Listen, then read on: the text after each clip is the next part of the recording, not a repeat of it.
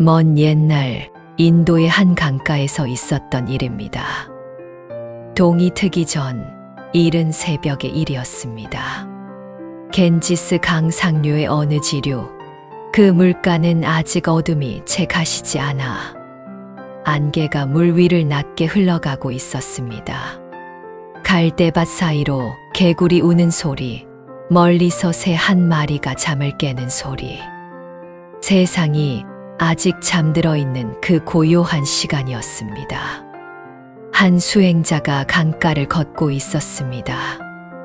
그는 수십 년을 수행한 노수행자였습니다. 흰 머리, 깊은 주름, 그러나 눈빛만은 맑고 고요한, 세상의 풍파를 다 겪고도 흔들리지 않는 그런 눈빛을 가진 분이었습니다.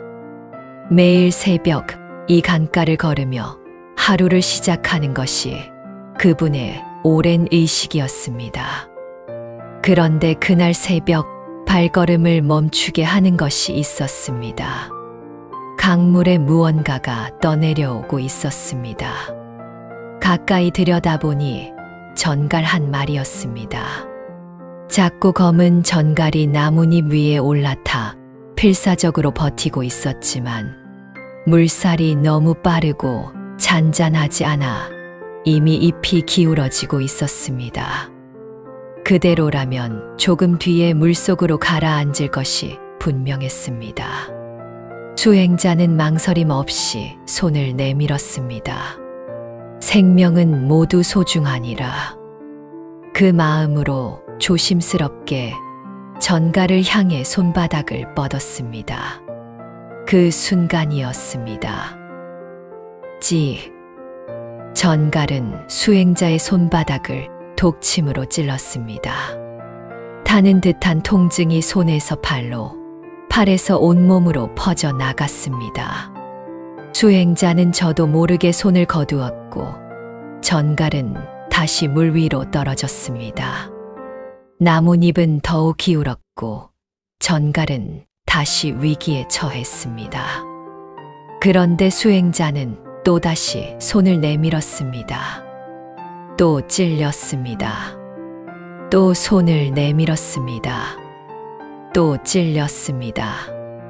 이렇게 3번, 4번 수행자의 손등에는 이미 빨갛게 부어오른 독침 자국이 여러 생겼습니다.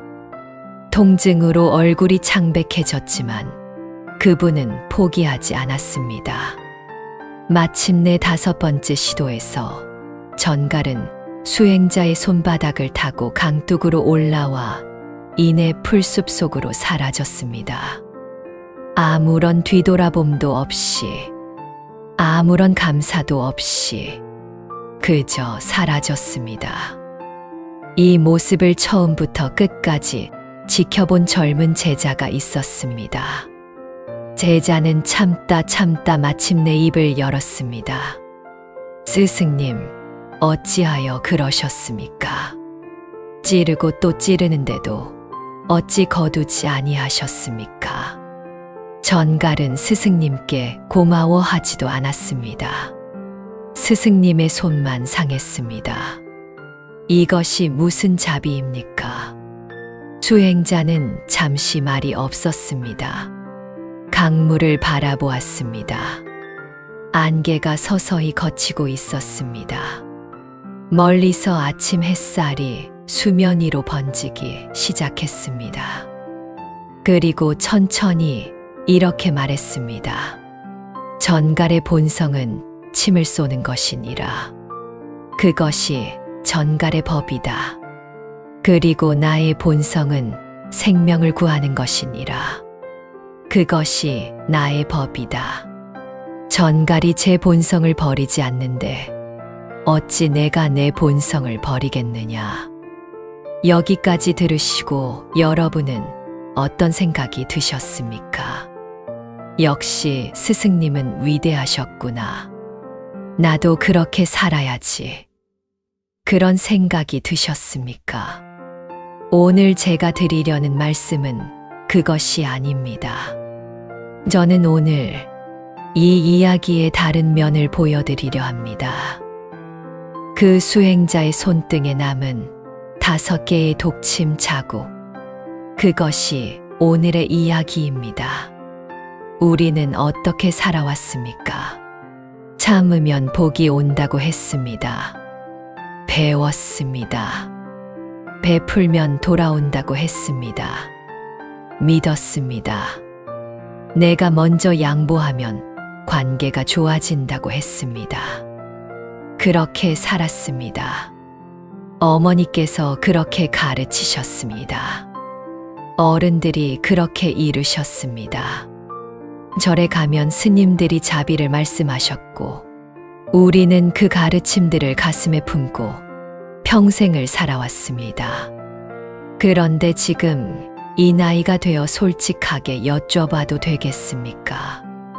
그렇게 살아오셨는데 지금 마음이 편안하십니까? 참고 또 참으셨는데 그 참음이 복이 되어 돌아왔습니까? 베풀고 또 베푸셨는데 그 인연들이 지금도 감사하게 곁을 지키고 있습니까? 말을 멈추고 잠시 내 마음을 들여다봅니다.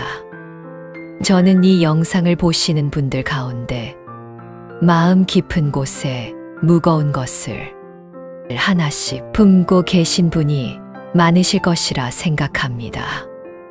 말은 못하고 표정에도 내색 못하고 그저 괜찮다고 내가 참으면 되지라고 하루하루 넘기고 계신 분들, 그 마음 제가 압니다. 수십 년을 그렇게 사셨을 것입니다. 자식을 위해 참았고 남편을 위해 참았고 며느리 눈치를 보았고 형제에게 양보했고 친구에게 손을 내밀었습니다. 그리고 또 찔렸습니다. 또 상처받았습니다. 그래도 다시 손을 내밀었습니다. 그것이 우리 어머니 세대의 삶이었고 우리 아버지 세대의 삶이었습니다. 그리고 이 영상 앞에 앉아 계신 여러분의 삶이었습니다. 그런데 그것이 정말 자비였을까요? 불교에서 자비라는 말은 2글자로 이루어져 있습니다. 자, 기쁨을 주는 것. 비, 고통을 없애주는 것. 상대방에게 기쁨을 주고 상대방의 고통을 없애주는 것. 그것이 자비입니다. 그런데 잘 들어보십시오. 자비는 상대방에게 주는 것이기도 하지만 반드시 자기 자신도 포함해야 합니다. 내가 고통받고 내 기가 빨려나가고 내 몸이 병들고 내 마음이 어지러워지는데 그것이 과연 자비입니까? 부처님께서는 수타니파타에서 이렇게 말씀하셨습니다. 마치 어머니가 하나밖에 없는 자식을 목숨을 다해 보호하듯이 모든 살아있는 것들에 대해 한량없는 마음을 내라. 그런데 보십시오. 어머니는 자식을 보호하기 위해 자신도 보호합니다. 어머니가 쓰러지면 자식도 지킬 수 없기 때문입니다. 어머니가 건강해야, 어머니가 온전해야 자식을 품을 수 있는 것입니다. 내가 무너지도록 내버려 두는 것. 그것은 자비가 아닙니다. 어리석음입니다. 이제 말씀드리겠습니다. 내 마음이 어지러운 이유는 내가 부족해서가 아닙니다. 내 마음이 어지러운 이유는 내가 덜 참아서가 아닙니다. 내 마음이 어지러운 이유는 내가 더 베풀지 않아서가 아닙니다. 내 마음이 어지러운 이유는 오직 하나입니다. 내 곁에 전가를 놓지 못하고 있어서입니다. 여러분 중에 이 말이 가슴에 꽂히시는 분이 계실 것입니다. 가슴이 뜨끔하신 분도 계실 것입니다. 눈물이 핑 도는 분도 계실 것입니다. 그 반응 자체가 답입니다. 이미 알고 계셨던 것입니다. 오래전부터 마음속 깊은 곳에서는 알고 계셨습니다. 다만 차마 인정하기가 두려웠을 뿐입니다. 정리하면 냉정한 사람이 될 것 같아서, 정리하면 복이 달아날 것 같아서, 정리하면 혼자 남을 것 같아서. 그런데 오늘 저는 여러분께 정반대의 진실을 말씀드리려 합니다. 그 인연을 정리해야 복이 옵니다. 그 인연을 비워야 귀인이 옵니다. 그 인연을 내려놓아야 몸이 낫고 마음이 맑아지고 마침내 남은 생이 환해집니다. 봄이 되면 나무는 새 잎을 틔웁니다. 그런데 겨울 내내 말라붙은 낙엽이 가지를 붙들고 있다면 어떻게 되겠습니까? 새 잎이 나올 자리가 없습니다. 말라붙은 것들이 자리를 차지하고 있는 한 생명의 기운은 뚫고 나오지 못합니다. 우리의 인연도 같습니다. 낡고 말라붙어 우리의 기운을 빨아들이는 인연들이 자리를 차지하고 있는 한 새로운 복이 들어올 자리가 없습니다. 하늘이 준비한 귀인이 문 앞까지 와도 들어설 공간이 없어 돌아가고 맙니다. 인생의 후반부는 채우는 계절이 아닙니다. 비우는 계절입니다. 불필요한 것을 비워야 할 것들이 보이고, 보여야 감사할 것들이 보이고, 감사함이 쌓여야 노년의 진짜 복이 시작됩니다. 오늘 이 시간 여러분과 함께 그 이야기를 하려 합니다. 한 가지만 먼저 부탁드리겠습니다. 이 이야기가 여러분의 마음에 조금이라도 닿았다면 지금 이 순간 구독 버튼을 눌러주십시오. 거창한 것이 아닙니다. 그저 앞으로도 이런 이야기를 함께 나누자는 조용한 약속 하나입니다. 준비가 되셨으면 함께 가시지요.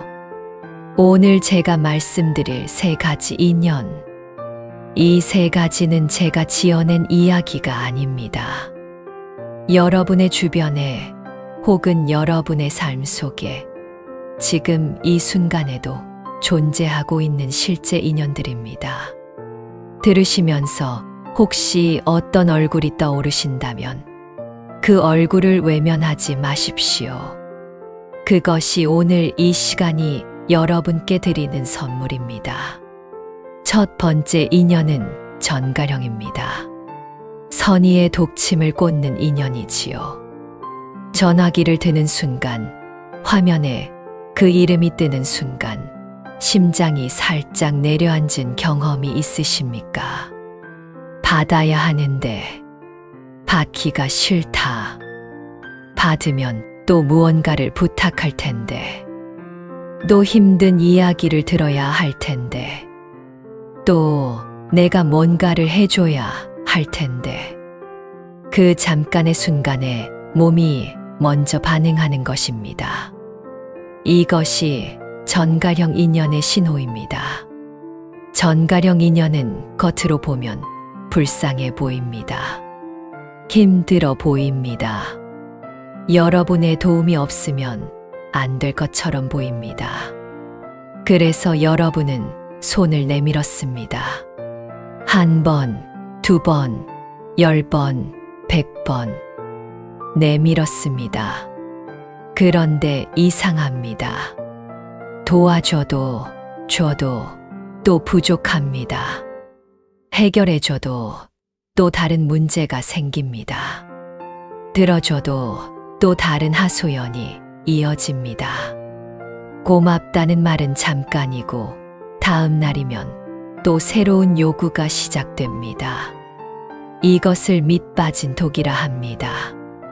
아무리 물을 부어도 채워지지 않는 독. 붓는 사람만 지쳐갑니다. 독은 영원히 차지 않습니다. 왜냐하면 그 독은 처음부터 채워질 의도로 만들어진 것이 아니기 때문입니다. 전가령 인연의 세 가지 유형에 대해 알아보겠습니다. 첫 번째는 자식 혹은 손자의 얼굴을 한 전갈입니다. 돈이 필요하다고 합니다. 드렸습니다. 감사하다 했습니다. 한 달이 지났습니다. 또 필요하다 합니다. 이번엔 사정이 더 급하다 합니다. 또 드렸습니다. 이번엔 고맙다는 말도 짧습니다. 세 번째가 되었을 때 잠깐 망설이자 이런 말이 돌아옵니다. 부모가 자식한테 그것도 못 해줘요? 그 한마디에 가슴이 철렁 내려앉습니다. 결국 또 드립니다. 드리고 나서 마음이 편한가요? 아닙니다. 더 무겁습니다. 더 허합니다. 왜냐하면 그것은 자발적인 나눔이 아니라 독침에 찔린 후의 항복이었기 때문입니다. 두 번째는 오랜 친구의 얼굴을 한 전갈입니다. 수십 년 지기라 합니다. 옛날부터 알고 지낸 사이라 합니다. 그래서 더 거절하기가 어렵습니다. 그 친구는 자신의 고생담을 항상 여러분 앞에서 펼쳐놓습니다. 남편이 어쩌고, 자식이 어쩌고, 몸이 어쩌고.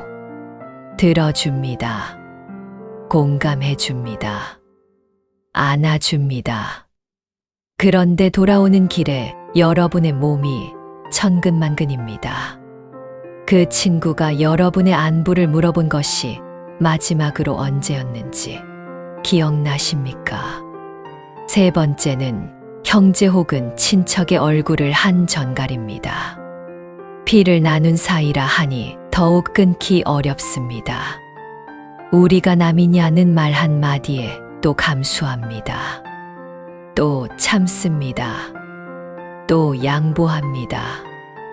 그런데 그 관계 속에서 여러분이 받은 것이 얼마나 됩니까? 주르기만 했고, 참기만 했고, 양보하기만 했습니다. 그리고 지금 그 이름만 들어도 피곤합니다. 이 전가령 인연이 단지 감정적으로 피곤한 데서 끝나지 않습니다. 동양의 기 철학에서는 이렇게 봅니다. 사람에게는 각자의 기운이 있습니다. 그 기운은 무한하지 않습니다.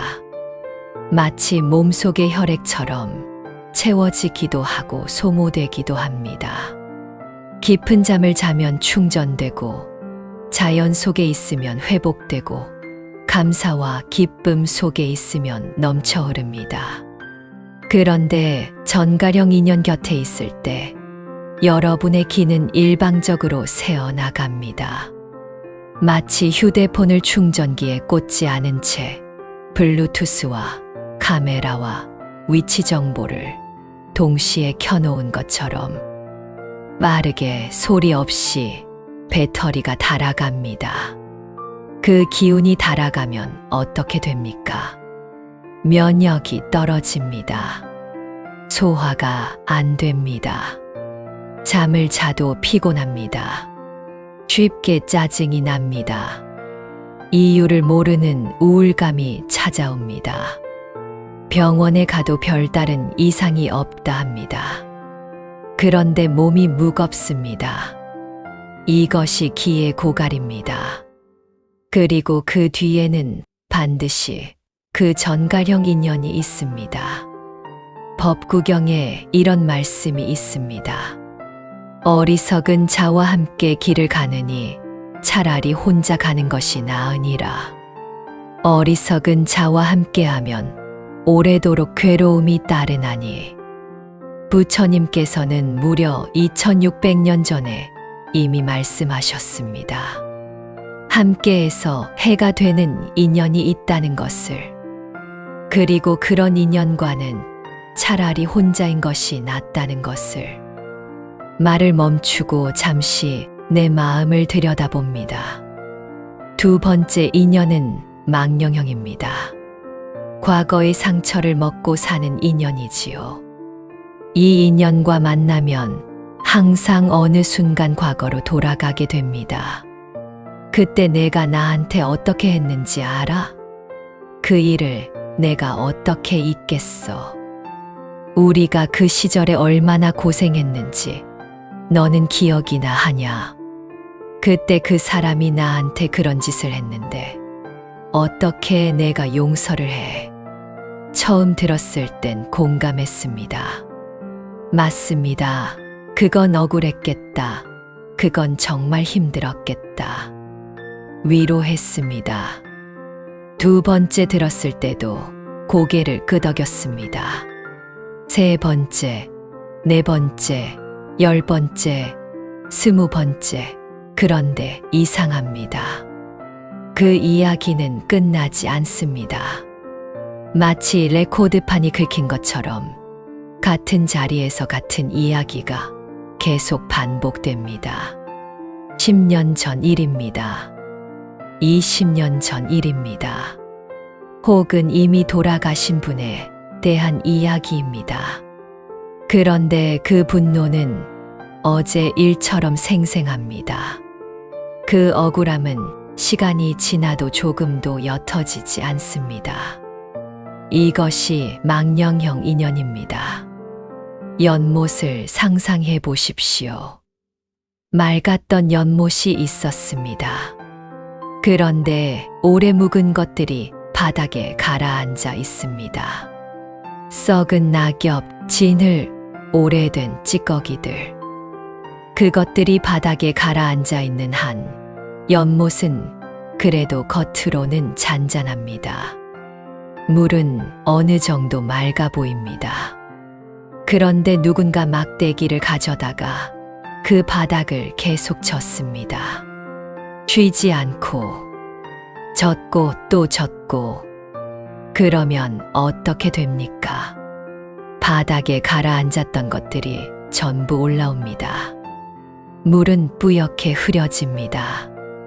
아무것도 보이지 않습니다. 숨도 막힐 듯한 냄새가 납니다. 망령형 인연이 하는 일이 바로 이것입니다. 그들은 여러분의 마음속 연못 바닥을 끊임없이 젓습니다. 만날 때마다, 전화할 때마다 여러분이 애써 가라앉혀 놓은 오래된 상처들, 잊으려 했던 기억들, 묻어두었던 분노들을 전부 다시 수면 위로 끌어올립니다. 여러분만의 연못이 흐려지는 것이 아닙니다. 여러분 자신도 그 탁한 물 속에서 허우적거리게 됩니다. 망령형 인연의 3가지 유형에 대해 알아보겠습니다. 첫 번째는 과거의 상처를 무기로 쓰는 인연입니다.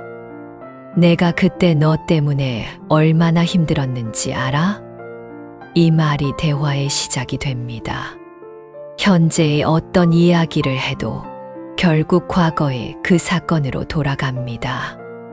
그리고 묘하게도 그 이야기가 나올 때마다 여러분은 죄인이 됩니다.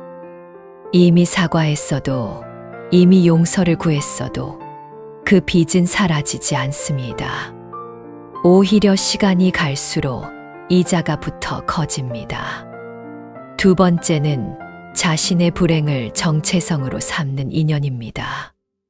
이분들은 행복해지는 것을 두려워합니다.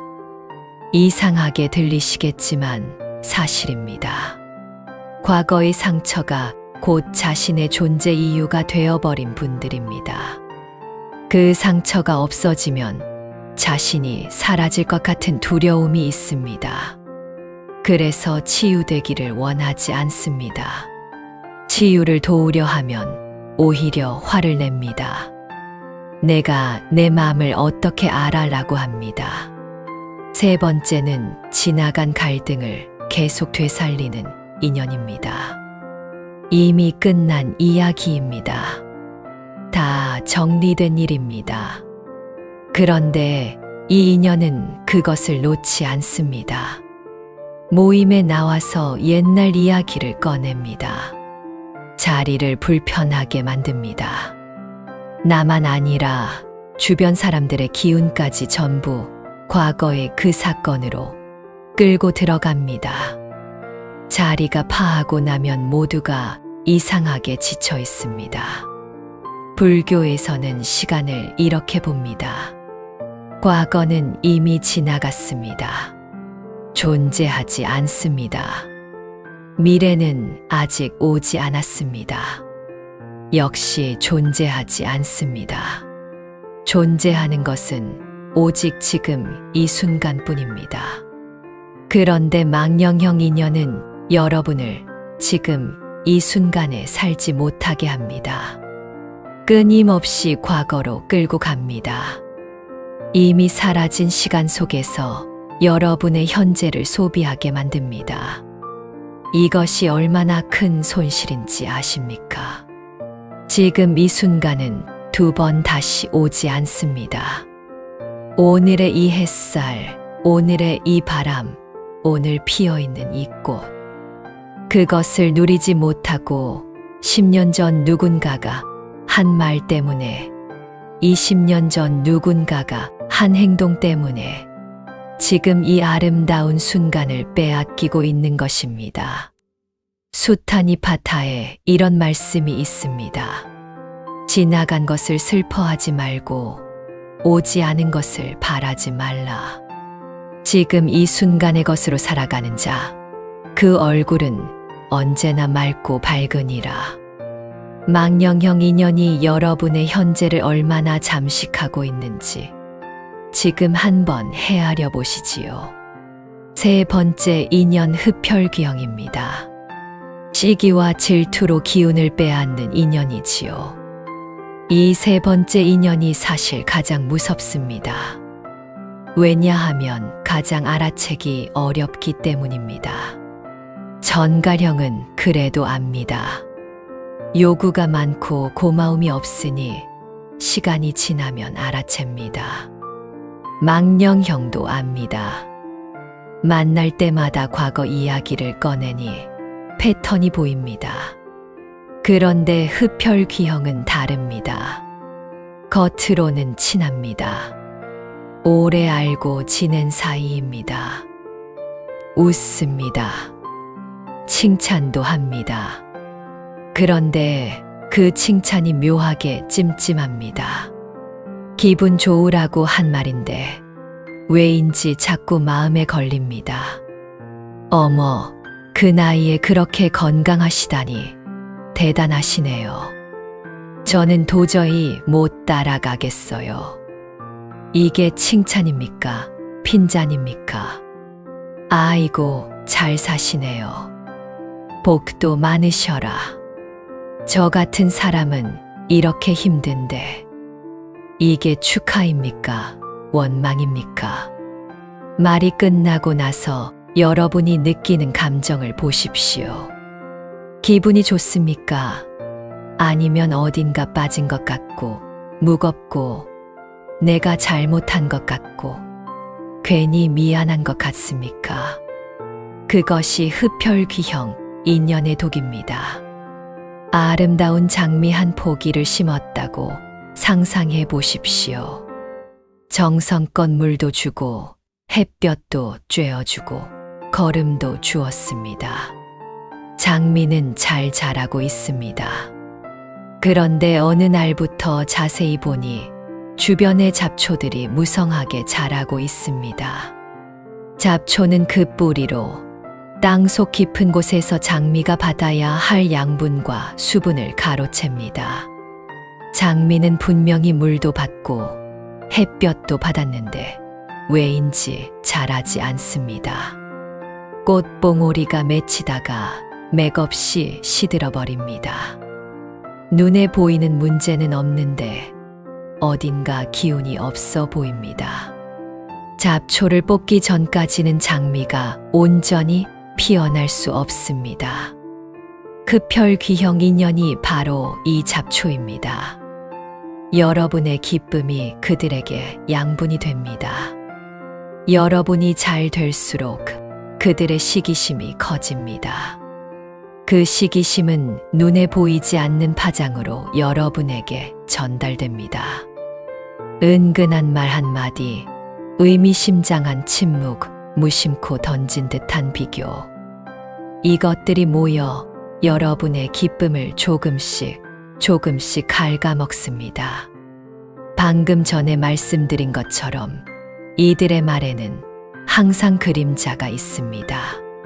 직접적으로 나쁜 말을 하지는 않습니다. 그러나 듣고 나면 왜인지 풀이 죽습니다. 그 나이에 그 정도면 뭐 괜찮죠. 원래 복이 많으신 분이잖아요. 어머, 그거 쉬운 거잖아요. 저도 할 수 있겠네요. 한마디 한마디가 단도 같습니다. 겉은 무디어 보여도 속은 날카롭습니다. 여러분에게 좋지 않은 일이 생겼을 때를 생각해 보십시오.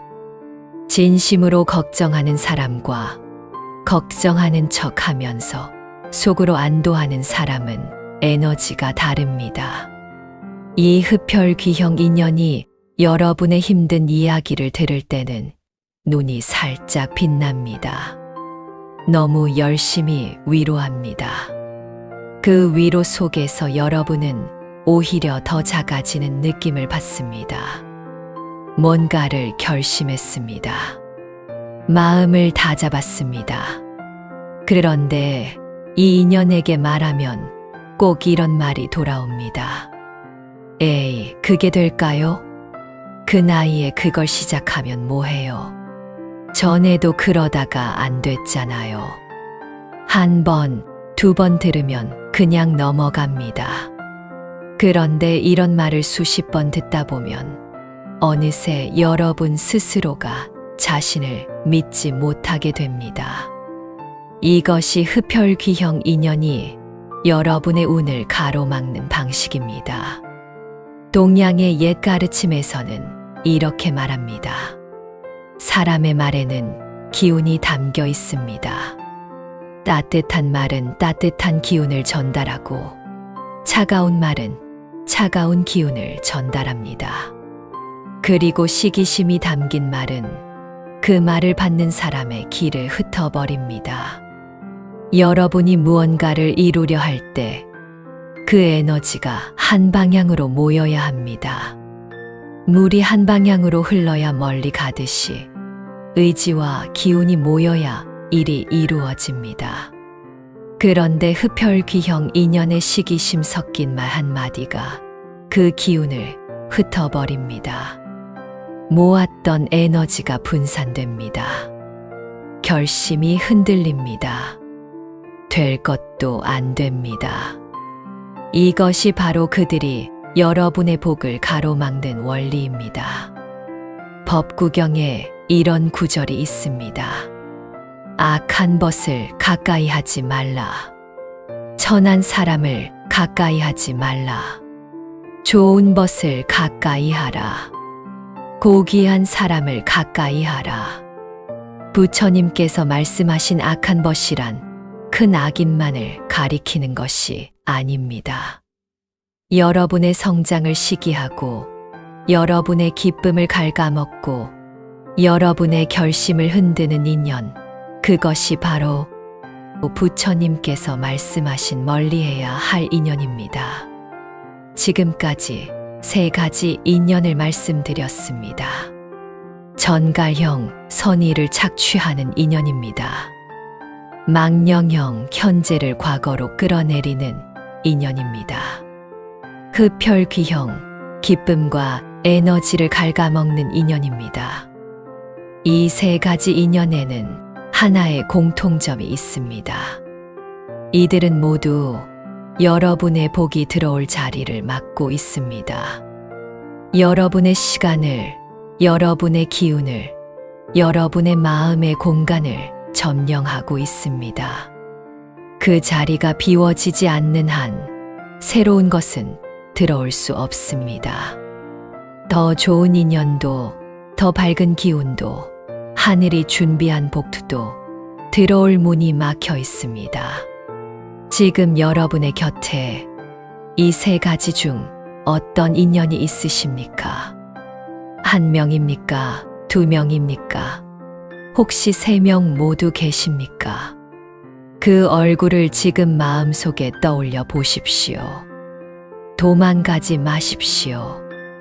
외면하지 마십시오. 오늘만큼은 그 얼굴을 똑바로 바라보시지요. 왜냐하면 바라볼 수 있어야 비로소 내려놓을 수 있기 때문입니다. 그리고 내려놓아야 복이 옵니다. 이제 2번째 이야기로 넘어가겠습니다. 앞서 우리는 3가지 인연을 살펴보았습니다. 전갈형, 망령형, 흡혈귀형. 그 이야기를 들으시면서 마음속에 어떤 얼굴이 떠오르셨습니까? 아직도 그 얼굴이 마음 한켠에 남아 계실 것입니다. 그런데 지금 이 순간 여러분 중에 이런 생각을 하시는 분이 계실 것입니다. 그래, 맞는 말이야. 그런데 그 인연을 정리하면 나는 뭐가 남지? 더 외로워지는 것 아닌가? 그 남아있는 인연마저 잃으면 말년이 더 쓸쓸해지는 것 아닌가? 그 두려움 충분히 이해합니다. 그래서 지금부터 드리는 이야기가 중요합니다. 인연을 비우는 것은 잃는 것이 아닙니다. 비워진 자리에 더 좋은 것이 채워지는 것입니다. 낡고 무거운 것을 내려놓을 때 우주는 반드시 그 자리에 더 가볍고 빛나는 것을 채워 넣습니다. 이것은 위로의 말이 아닙니다. 이것은 자연의 법칙입니다. 들숨이 있어야 날숨이 있고, 날숨이 있어야 다시 들숨이 있습니다. 비워야 채워집니다. 내려놓아야 받을 수 있습니다. 오늘 제가 말씀드릴 3가지 복은 그 비워진 자리에 찾아오는 선물들입니다. 첫 번째 복은 기의 회복입니다. 몸이 낫고 얼굴이 맑아지는 기적이지요. 혹시 이런 경험이 있으십니까? 분명히 아픕니다. 몸이 무겁고 피곤하고 어딘가 계속 불편합니다. 그런데 병원에 가면 별다른 이상이 없다고 합니다. 검사 수치는 정상 범위입니다. 의사는 나이 탓이라 합니다. 그런데 몸은 계속 무겁습니다. 혹은 이런 경우도 있습니다. 오랫동안 앓던 병이 있었는데 어느 날부터 신기하게 나아졌습니다. 무언가를 끊고 나서, 어떤 인연을 멀리하고 나서 언제부터인가 몸이 가벼워졌습니다. 이것은 우연이 아닙니다. 동양의학에서는 오래전부터 이것을 알았습니다. 몸의 병은 단순히 몸만의 문제가 아닙니다. 마음이 상하면 기가 흐트러지고, 기가 흐트러지면 몸에 병이 옵니다. 한의학에서는 이것을 칠정상이라 합니다.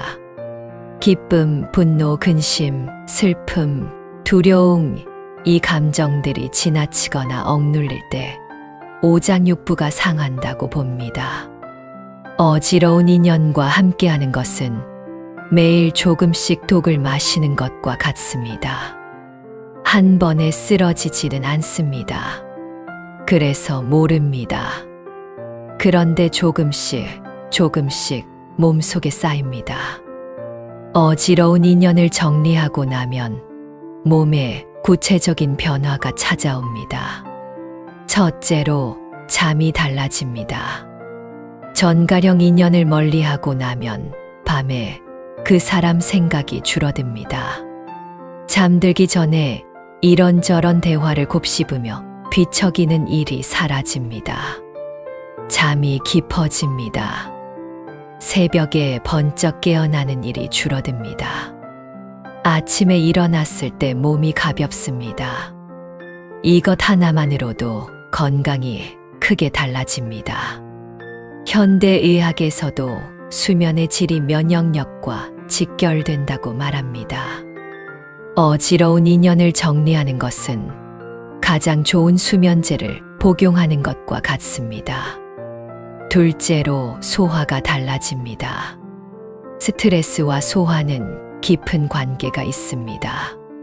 긴장하면 배가 아프고 걱정이 많으면 식욕이 없어지는 것은 몸이 말하는 신호입니다. 어지러운 인연과의 만남을 앞두고 배가 갑자기 뒤틀리는 경험, 그것이 몸의 지혜입니다. 몸은 이미 알고 있었습니다. 그 인연이 해롭다는 것을. 그 인연과 거리를 두면 식사가 편안해집니다. 밥맛이 돌아옵니다. 소화가 잘 됩니다. 사소한 것 같지만 식욕과 소화가 회복되면 기력이 돌아옵니다. 셋째로 얼굴빛이 달라집니다. 이것은 매우 신기한 일입니다만 실제로 일어나는 일입니다. 마음이 고요해지면 혈액순환이 좋아집니다. 얼굴에 온기가 돕니다. 눈빛이 맑아집니다. 오랜만에 만난 지인이 이렇게 말합니다. 요즘 얼굴이 참 좋아지셨네요. 무슨 좋은 일 있으세요?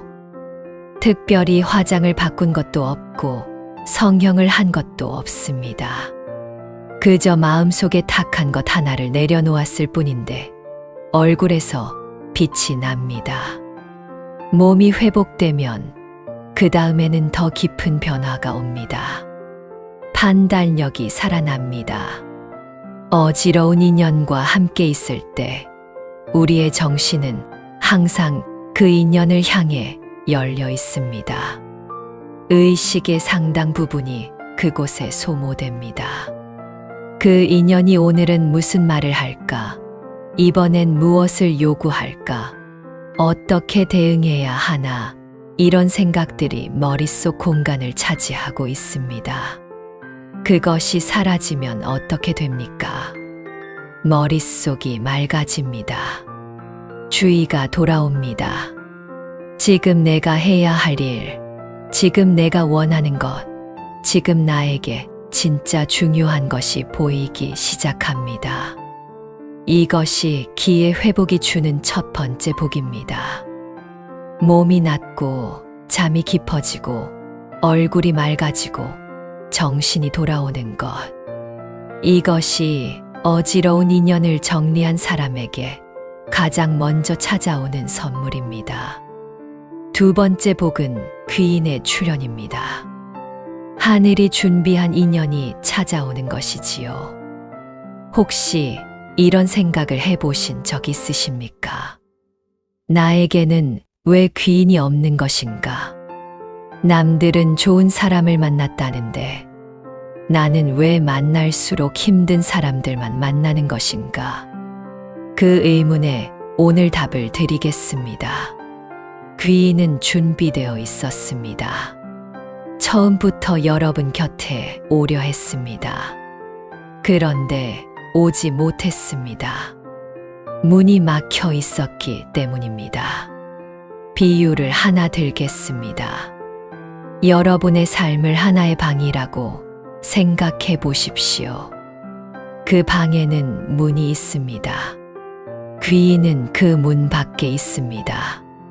노크도 했습니다. 그런데 문 안쪽에는 짐이 너무 많습니다. 낡고 무거운 짐들이 문 뒤를 막고 있습니다. 문이 열리지 않습니다. 귀인은 잠깐 기다립니다. 그래도 문이 열리지 않으면 발길을 돌립니다. 다른 문이 열린 사람에게 갑니다. 그 짐이 무엇입니까? 바로 앞서 말씀드린 세 가지 인연입니다. 전갈형, 망령형, 흡혈귀형. 그 인연들이 여러분의 시간과 에너지와 마음의 공간을 가득 채우고 있는 한 새로운 인연이 들어올 자리가 없습니다. 그렇다면 귀인은 어떤 모습으로 옵니까? 여러분이 상상하시는 귀인은 어떤 분입니까? 백마탄 왕자님, 재벌 사돈, 높은 자리의 지인? 그렇지 않습니다. 귀인은 아주 평범한 모습으로 옵니다. 어느 날 오랫동안 연락이 끊겼던 옛 친구에게서 문자가 옵니다. 요즘 어떻게 지내세요? 그 한마디가 시작입니다. 만나보니 그 사람이 여러분에게 꼭 필요한 정보를 가지고 있습니다. 혹은 여러분의 이야기를 진심으로 들어주는 사람입니다. 만나고 나서 가슴이 따뜻해집니다. 에너지가 빠져나가는 것이 아니라 오히려 채워집니다. 그것이 귀인입니다. 혹은 이런 경우도 있습니다. 우연히 어떤 모임에 나갔습니다. 원래 가기 싫었는데 그날따라 마음이 움직여 나갔습니다. 거기서 만난 한 분이 이후 여러분의 삶에 뜻하지 않은 복을 가져다 줍니다. 귀인은 계획하고 만날 수 없습니다. 그러나 준비된 사람에게는 반드시 찾아옵니다. 귀인이 오는 사람에게는 공통점이 있습니다. 마음에 여유가 있습니다. 눈빛이 맑습니다. 표정이 고요합니다. 그 사람 곁에 있으면 왠지 편안합니다. 특별히 잘해주는 것도 아닌데 그냥 있는 것이 좋습니다. 이런 사람 곁에 좋은 인연이 모입니다. 반면 귀인이 오지 않는 사람도 공통점이 있습니다. 항상 무언가에 시달려 보입니다. 눈빛이 불안합니다. 말 속에 피로감이 있습니다. 그 사람 곁에 있으면 왠지 나까지 무거워집니다. 이런 상태에서는 좋은 인연이 가까이 오지 않습니다. 가까이 오더라도 오래 머물지 않습니다. 어지러운 인연을 정리하고 나면 여러분은 전자의 사람이 됩니다. 자연스럽게 서서히 여러분의 에너지가 바뀝니다. 그 바뀐 에너지가 새로운 인연을 불러들입니다. 귀인이 오기 직전에 반드시 먼저 일어나는 일이 있습니다. 작은 우연들이 겹칩니다. 길을 걷다가 문득 어떤 책이 눈에 들어옵니다. 텔레비전을 켰더니 마침 내가 고민하던 것에 대한 프로그램이 나옵니다. 오래된 서랍을 정리하다 까맣게 잊고 있던 물건이 나옵니다. 꿈에서 오랫동안 보지 못했던 얼굴이 나타납니다. 이런 작은 신호들이 겹치기 시작하면 귀인이 가까워지고 있는 것입니다. 동양의 운명학에서는 이것을 기운의 전환점이라 합니다. 묵은 기운이 빠져나가고 새로운 기운이 들어오는 시기에 이런 우연들이 겹칩니다. 이것은 우주가 여러분에게 보내는 신호입니다. 준비하라는 신호입니다. 그 신호를 받으려면 마음이 고요해야 합니다. 어지러운 인연들의 소음 속에서는 그 신호를 들을 수 없습니다. 조용해져야 들립니다. 비워져야 보입니다. 귀인을 맞이하는 데는 특별한 준비가 필요하지 않습니다. 다만 한 가지만 하시면 됩니다. 비우십시오. 어지러운 인연으로부터 거리를 두십시오. 그들에게 쏟던 시간과 에너지를 조금씩 거두어 들이십시오. 그 빈 자리를 억지로 채우려 하지 마십시오. 그저 비워두십시오. 자연은 진공을 싫어합니다. 빈 곳은 반드시 채워집니다. 그리고 그 채워지는 것의 질은 여러분이 비운 것의 질보다 반드시 높습니다. 썩은 물을 버려야 맑은 물이 들어옵니다. 묵은 공기를 내뱉어야 신선한 공기가 들어옵니다. 어지러운 인연을 비워야 귀인이 들어옵니다. 이것이 두 번째 복입니다. 세 번째 복은 경제적 안정과 평온입니다. 재물이 새지 않는 삶이지요. 이 이야기를 들으면 처음엔 의아하게 생각하실 수도 있습니다. 인연을 정리하는 것이 어떻게 경제적 안정으로 이어지냐고요. 그런데 들어보시면 고개가 끄덕여지실 것입니다. 먼저 직접적인 이야기를 드리겠습니다. 전가령 인연을 생각해 보십시오. 그 인연에게 여러분이 지난 수십 년간 얼마를 쓰셨습니까? 도와줬던 돈, 빌려줬다 돌아오지 않은 돈, 괜히 불편한 마음에 쥐어줬던 돈, 요구에 못 이겨낸 돈. 그 액수를 한번 합산해 보시면 아마 적지 않은 숫자가 나올 것입니다. 이것이 첫 번째입니다. 어지러운 인연을 정리하면 나가는 돈이 줄어듭니다. 그런데 더 중요한 것은 두 번째입니다. 마음이 어지러울 때 판단력은 흐려집니다.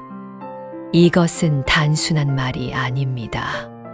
실제로 그렇습니다. 어지러운 인연에게 시달리는 날, 여러분은 어떤 결정을 내리십니까? 그날따라 충동적인 소비를 합니다. 그날따라 평소 같으면 거절했을 제안을 수락합니다. 그날따라 중요한 선택을 서둘러 해버립니다. 나중에 돌아보면 왜 그런 결정을 했는지 모르겠다 싶습니다. 마음이 어지러우면 뇌도 어지럽습니다. 전두엽의 기능, 즉 이성적 판단과 충동 억제를 담당하는 부분이 스트레스를 받으면 제 기능을 못합니다.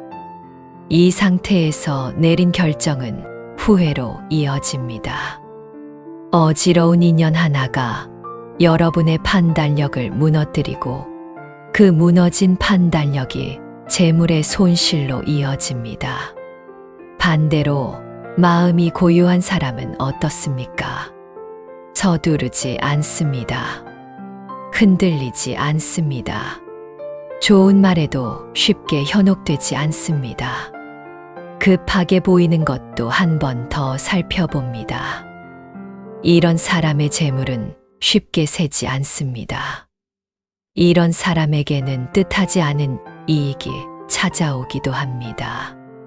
동양에서는 오래전부터 마음과 재물의 관계를 이야기했습니다. 재물은 고요한 곳에 머문다 했습니다.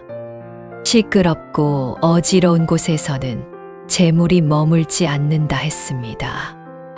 이것은 단순한 속담이 아닙니다. 깊은 이치가 담겨 있습니다. 생각해 보십시오. 어지러운 마음을 가진 사람이 재물을 어떻게 다룹니까? 불안하면 충동적으로 씁니다. 두려우면 사기에 쉽게 속습니다. 분노하면 감정적으로 결정합니다. 억울하면 화풀이 소비를 합니다. 어지러운 마음은 재물을 지키지 못합니다. 반면 고요한 마음을 가진 사람은 어떻습니까? 필요한 것과 원하는 것을 구분할 줄 압니다. 급한 것과 중요한 것을 분별할 줄 압니다. 좋아 보이는 것과 진짜 좋은 것을 가릴 줄 압니다. 이런 판단력이 재물을 지키고 나아가 재물을 불립니다.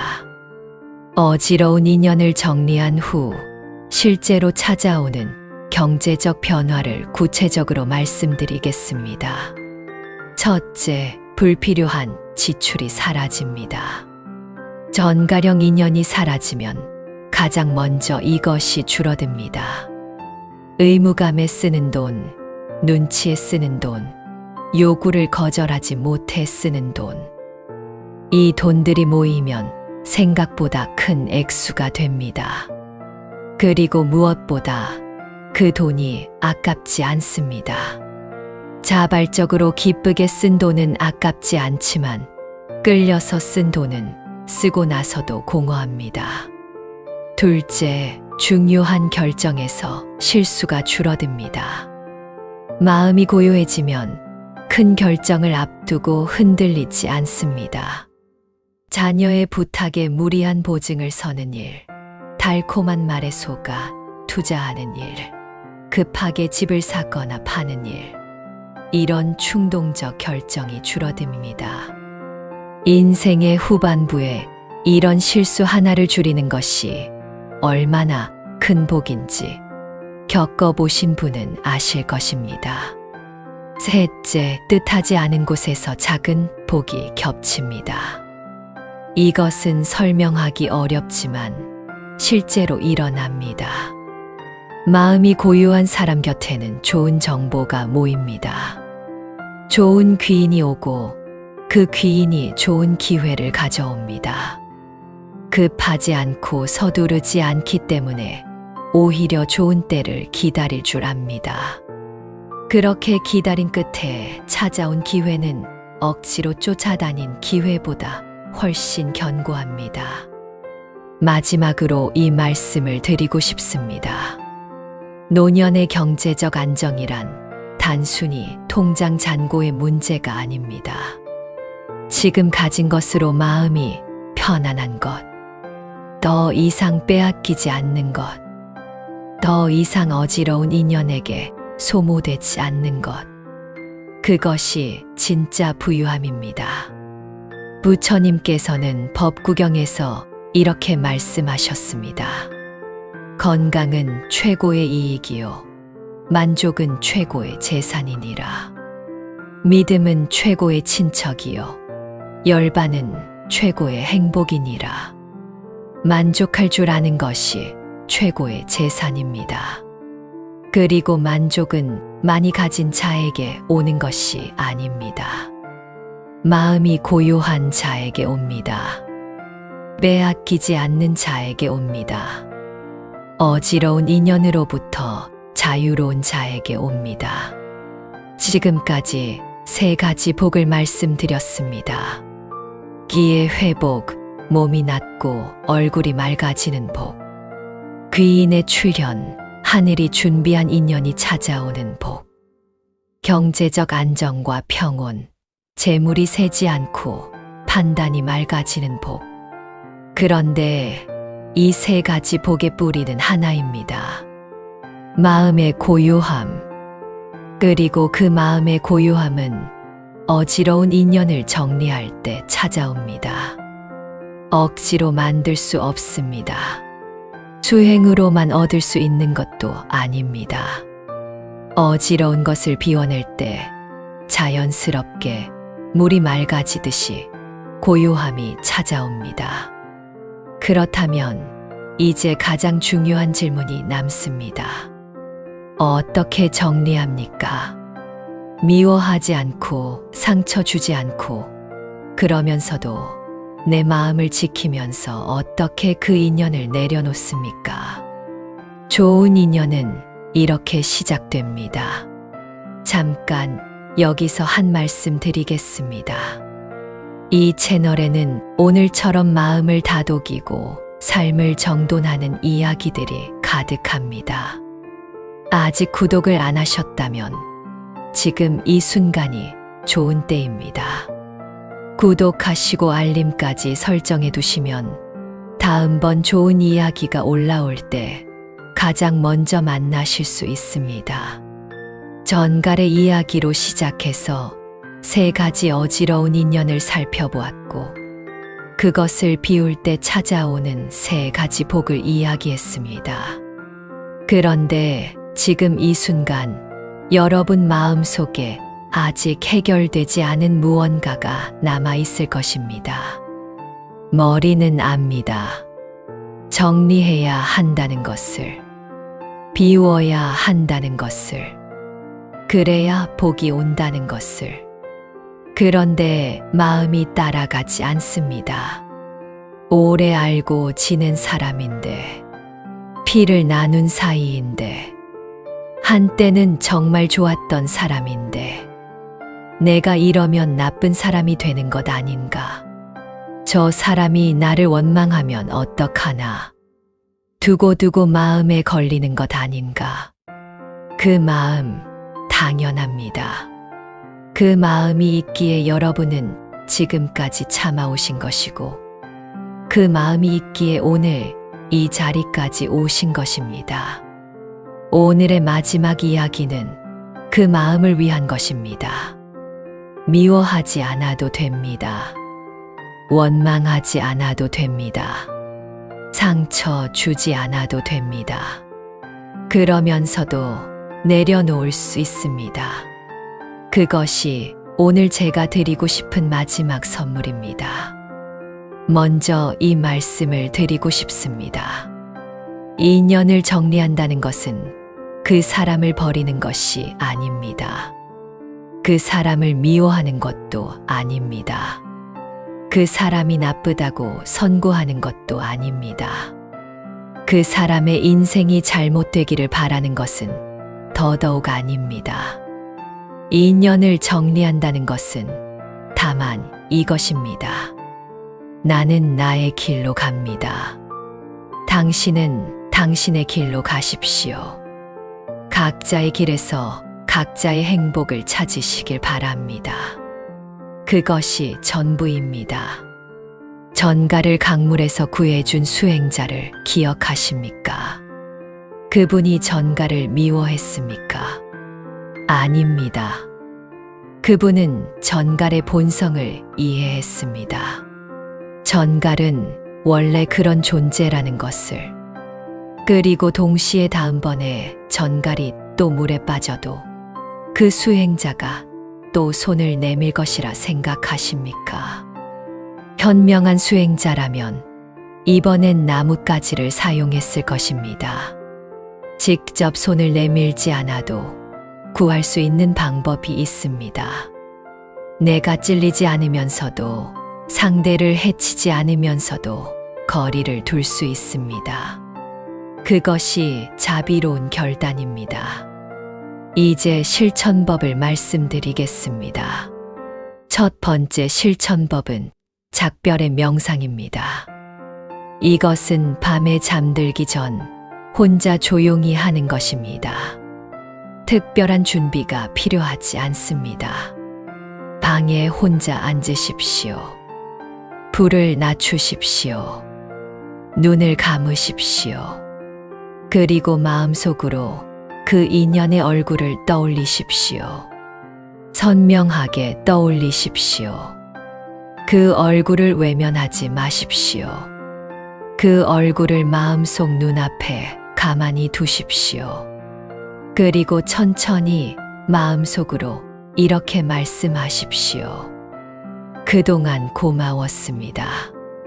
억지로 감사해야 할 필요는 없습니다. 다만 그 인연이 내 삶에 있었다는 사실 자체는 부정할 수 없습니다. 그 인연 덕분에 내가 배운 것도 있었습니다. 아픔 속에서도 성장한 것이 있었습니다. 그 모든 것에 대해 그냥 담담하게 고마웠다고 말하는 것입니다. 그 다음에는 이렇게 말씀하십시오. 이제 우리는 각자의 길로 갑니다. 이 문장이 중요합니다. 내가 당신을 버리는 것이 아닙니다. 내가 당신보다 잘나서 떠나는 것이 아닙니다. 다만 우리의 길이 여기서 갈라집니다. 각자의 길에서 각자의 행복을 찾아가는 것입니다. 마지막으로 이 말을 덧붙이십시오. 당신이 가는 길에 평화가 있기를 바랍니다. 이 문장이 핵심입니다. 상대방에게 진심으로 평화를 빌어주는 것. 이것이 미움 없는 작별입니다. 이것이 자비로운 결단입니다. 이 마음이 있을 때 작별은 상처가 되지 않습니다. 오히려 치유가 됩니다. 여러분의 마음에도 상대방의 마음에도 이 명상을 매일 밤 사흘만 반복해 보십시오. 사흘이 지나면 그 인연에 대한 감정이 조금 달라져 있을 것입니다. 분노가 있었다면 그것이 옅어집니다. 미움이 있었다면 그것이 가라앉습니다. 미련이 있었다면 그것이 느슨해집니다. 두 번째 실천법은 물리적 거리두기입니다. 마음이 먼저냐, 행동이 먼저냐? 이 질문에 저는 이렇게 답합니다. 둘 다입니다. 동시에 해야 합니다. 마음속으로 내려놓는 작별 명상을 하면서 동시에 실제 생활에서도 조금씩 거리를 두어야 합니다. 구체적으로 말씀드리겠습니다. 전화가 오면 매번 받지 않아도 됩니다. 2번 중 1번은 나중에 답장으로 대신하십시오. 이것이 무례한 것이 아닙니다. 내 시간과 에너지를 지키는 것입니다. 만남의 빈도를 줄이십시오. 한 달에 4번 만났다면 2번으로 줄이십시오. 2번이었다면 1번으로 줄이십시오. 갑자기 끊는 것이 어렵다면 서서히 자연스럽게 간격을 늘리는 것입니다. 대화의 깊이를 얕게 하십시오. 속 깊은 이야기를 모두에게 할 필요가 없습니다. 어지러운 인연에게는 더더욱 그렇습니다. 날씨 이야기, 일상 이야기, 그 선에서 대화를 마무리하는 연습을 하십시오. 이것이 마음의 경계선 세우기입니다. 경계선은 담이 아닙니다. 담은 완전히 막아버리는 것이지만 경계선은 적절한 거리를 유지하는 것입니다. 담 너머로는 아무것도 오가지 않지만 경계선 너머로는 필요한 것은 오갈 수 있습니다. 다만 내가 원하는 만큼, 내가 감당할 수 있는 만큼만 오가는 것입니다. 세 번째 실천법은 내 안의 공간을 새롭게 채우는 것입니다. 비운 자리를 그냥 두면 다시 채워지고 싶어집니다. 어지러운 인연을 멀리하고 나서 생긴 시간과 에너지, 그 공간을 나를 위한 것들로 채우십시오. 오래 가보지 못했던 곳에 가보십시오. 작은 산책이어도 좋습니다. 오래 읽지 못했던 책을 펼쳐보십시오. 좋아했지만 바빠서 못했던 것들을 꺼내십시오. 나를 만나는 시간을 가지십시오. 이 나이가 되어서야 처음으로 아무에게도 시달리지 않고 온전히 나 자신으로 있는 시간. 그 시간의 맛을 알게 되면 다시는 어지러운 인연에게 그 시간을 내어주고 싶지 않을 것입니다. 고요함의 맛을 한번 알면 어지러움으로 돌아가기 싫어집니다. 그것이 가장 강력한 경계선입니다. 외부에서 만드는 규칙이 아니라 내 안에서 자라나는 평화가 자연스럽게 어지러움을 밀어냅니다. 이제 마무리를 하겠습니다. 오늘 이 긴 시간 함께 해주셔서 진심으로 감사합니다. 이 영상을 끝까지 보신 여러분은 이미 준비가 된 분들입니다. 변화를 원하기 때문에 여기까지 오신 것입니다. 더 평온하고 싶기 때문에, 더 가볍게 살고 싶기 때문에, 남은 생을 진짜로 살고 싶기 때문에 이 긴 이야기를 끝까지 들으신 것입니다. 그 마음이 이미 시작입니다. 여러분께 한 가지만 말씀드리겠습니다. 당신은 이제 평온할 자격이 있습니다. 충분히 살아오셨습니다. 충분히 참으셨습니다. 충분히 베푸셨습니다. 충분히 사랑하셨습니다. 이제는 그 사랑의 방향을 조금 돌리셔도 됩니다. 바깥으로만 향하던 그 사랑을 이제는 자기 자신에게도 돌리십시오. 나를 사랑하는 것이 이기적인 것이 아닙니다. 내가 온전해야 남도 진심으로 사랑할 수 있습니다. 내 기가 충만해야 진짜 나눔이 가능합니다. 내 마음이 고요해야 다른 사람의 아픔도 보입니다. 오늘 이 시간 이후로 딱 한 걸음만 내디드십시오. 거창하게 시작하지 않아도 됩니다. 오늘 밤 잠들기 전에 그 인연의 얼굴을 떠올리며 조용히 말씀하십시오. 그동안 고마웠습니다. 이제 우리는 각자의 길로 갑니다. 당신이 가는 길에 평화가 있기를 바랍니다. 그 한마디면 충분합니다. 그 한마디가 오늘부터 여러분의 삶을 조금씩 바꾸어 나갈 것입니다. 오늘 이 이야기가 마음에 닿으셨다면 댓글에 이 한 문장을 남겨주십시오. 나는 이제 고요한 평온을 선택합니다. 혹은 마음이 움직이셨다면 그냥 나무 아미타불이라고만 쓰셔도 됩니다. 그 한 줄이 여러분 자신과의 약속이 됩니다. 화면 밖에서 혼자 결심하는 것과 이렇게 글로 남기는 것은 다릅니다. 글로 쓸 때 마음이 더 단단해집니다. 그 단단함이 여러분을 지켜줄 것입니다. 마지막으로 오늘 밤 잠들기 전에 드리는 기원문입니다. 천천히 함께 읽어 주십시오. 오늘 하루도 수고 많으셨습니다. 당신이 짊어진 것들, 오늘만큼은 내려놓으셔도 됩니다. 해결되지 않은 것들은 내일의 하늘에 맡기십시오. 미운 얼굴은 오늘 밤만큼은 보내드리십시오. 당신이 평생 베풀어온 그 마음, 하늘은 알고 있습니다. 당신이 참아온 그 시간들, 땅은 기억하고 있습니다. 이제 눈을 감으십시오. 오늘의 무거움을 숨과 함께 천천히 내려놓으십시오. 비워진 그 자리에 내일은 더 가벼운 것들이 찾아올 것입니다. 더 따뜻한 인연이, 더 맑은 아침이, 더 고요한 하루가 찾아올 것입니다. 당신은 그것을 받을 자격이 있습니다. 충분히 그 자격이 있습니다. 오늘 밤 편안히 쉬십시오. 나무 아미타불, 나무 아미타불, 나무 아미타불.